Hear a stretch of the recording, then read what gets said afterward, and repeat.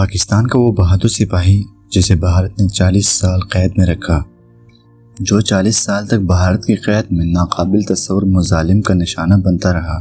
وطن کے اس جواں ہمت سپوت کا کوئی ایک دن بھی تشدد کے بغیر نہ گزرا اور کسی ایک رات بھی اسے چین سے سونے نہیں دیا گیا، لیکن سلام ہے اس کی جرت کو کہ ایک لمحے کو بھی اس کا عزم متزلزل نہیں ہوا۔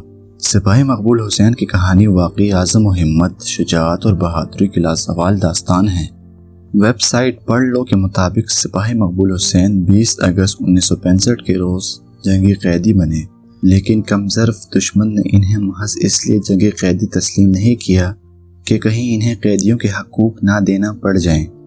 بھارتی فوجیوں کا خیال تھا کہ وہ سپاہی مقبول حسین پر وحشیانہ تشدد کر کے ان سے اہم معلومات اگلوا لیں گے، لیکن یہ ان کی خام خیالی ثابت ہوئی۔ سپاہی مقبول حسین پر ہر طرح کا تشدد کیا گیا، انہیں ذہنی و جسمانی طور پر پارا پارا کرنے کی کوشش کی گئی، لیکن ان کی ہمت اور شجاعت میں کوئی کمی نہ آئی۔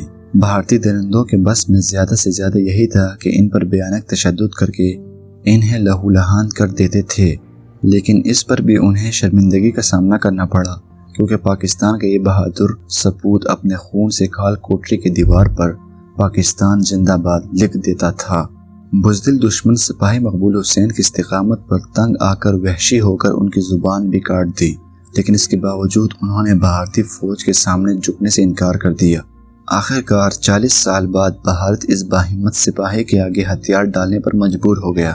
سپاہی مقبول حسین کو ناممکن کیس قرار دے کر 2005 میں رہا کر دیا گیا اور آخرکار 4 دہائیوں کے بعد وہ واگا بارڈر پار کر کے اپنے وطن پاکستان پہنچ گئے۔